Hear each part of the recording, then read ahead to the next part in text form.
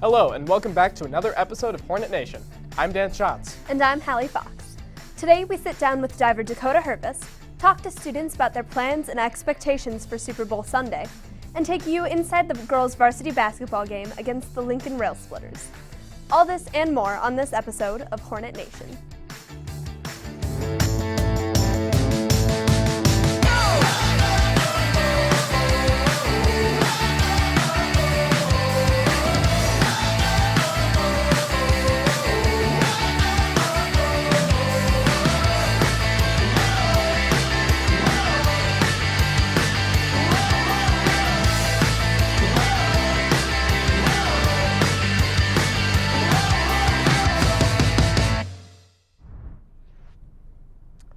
Although they came in second at the Zeeland West Invite, the boys swim and dive team is currently undefeated in their division. A great deal of their success comes from senior diver Dakota Hermus. We sat down with Dakota to see where his future will take him. With so many sports to choose from, most people end up playing more popular sports like football or baseball. One student decided to pursue a more unique sport. When I was like 6, I went to go sign up for a country club swimming the next year, and my mom just asked me if I wanted to do diving. I was like, sure. My favorite thing is probably just the team. I really like being on a team, and even though there's swimming and diving, we're kind of just together, and I'd say that's my favorite part. The most important thing, probably just be respectful and like not be really arrogant, even if I'm winning and stuff. Just try to be humble. Setting multiple diving records here at Saline, Dakota plans to continue challenging himself on and into the future. My goal, probably just to win a state championship as a team. It's a really big honor because there's been a lot of good divers who have come through this school, and really I just hope that I can keep breaking them this year and set the records even higher. Dakota plans on continuing his diving career through college.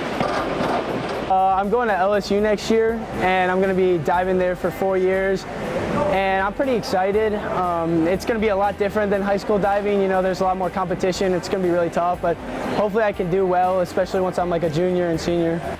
Dakota will leave as one of the best divers Saline has ever seen, and currently holds the school record at 351.9 points. I'm Spencer Burgess, back to you in the studio. Saline has trained quite a diver. Best of luck at LSU next year, Dakota. The hockey team defeated Woodhaven 4-1 at the Ice Cube, with Brendan Murphy scoring 2 goals. Calder Pellerin's late three-pointer led the Hornets to a 50-47 victory in last Friday's basketball game against Pioneer. The Super Bowl is one of the most anticipated sporting events for a variety of reasons. Whether the people watch it for the game, the commercials, or the halftime show, it continues to draw millions of viewers every year. We sent Josh Sirota to talk to some students about what they do for their Super Bowl Sunday. With over 100 million viewers last year, Super Bowl 50 was the third most watched television broadcast in U.S. history. And this year's game is expected to draw similar crowds. Whether you're an avid fan of football or you're just in for the commercials, Super Bowl 51 will be a game to remember. We talked to some Saline students about who they're rooting for this Super Bowl Sunday. Let me just say, Tom Brady is going to lead the Patriots to the dub, I say. I think the Falcons are going to win a Super Bowl. Who's playing? I'm rooting for the Falcons for sure. Julio Jones is the man. Patriots. Go Falcons all the way. Falcons because I like animals, and Falcons are an animal. The Falcons because the Patriots are a rude team. And finally, we asked students why they like to watch the Super Bowl. Because I have a deep love and passion for the game. Because I'm an American. I really love to watch the Puppy Bowl before, and I like to go with family and watch the game. I don't. Because it's like the most entertaining game of the year. No matter who you're rooting for this Sunday, I'm sure it'll be a great game. I'm Josh Sirota, now back to you in the studio. According to the Produce News, 100 million pounds of guacamole is consumed every Super Bowl. Whether you are there to watch football or consume 100 million pounds of guac, Hornet Nation wishes you a happy Super Bowl Sunday. On Tuesday, January 24th, the girls' varsity basketball team played against the Lincoln Rail Splitters. Matthew Adel was there to bring us the highlights on this game of the week. After a tough loss at the hands of Ann Arbor Huron, the Saline girls varsity basketball team looked to get back in the win column against the Lincoln Rail Splitters on January 24th. It was a close game from the very beginning, as the lead changed hands many times in the first quarter, with no team able to take a large lead. As the first quarter ended, Saline led by 3, 13-10. Lincoln capitalized on fast breaks to start the second quarter, going on a 6-point run to give them the lead by 3. The Hornets fought back during the remainder of the quarter and trailed by 2 at the half. Saline regrouped during halftime and came out determined, scoring 13 points before Lincoln made their first shot of the half. Saline controlled the rest of the quarter and secured a 46-37 lead by the end.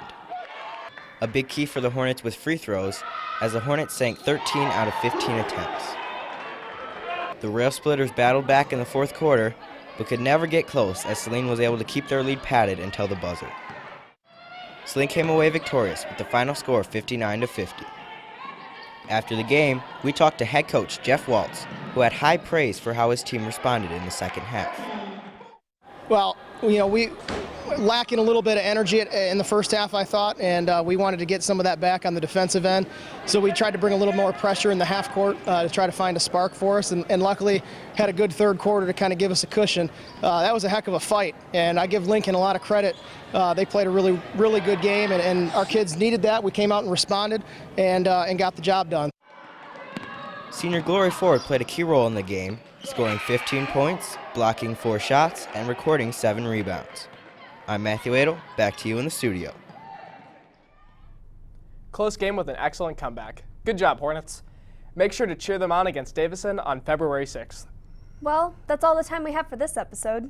Tune in next week where we bring you coverage of National Signing Day in Saline, go to the gymnastics room for the game of the week, and open the door to the rant room with Nathan Stearns. Until then, have a great week, Hornets. You can take my heart.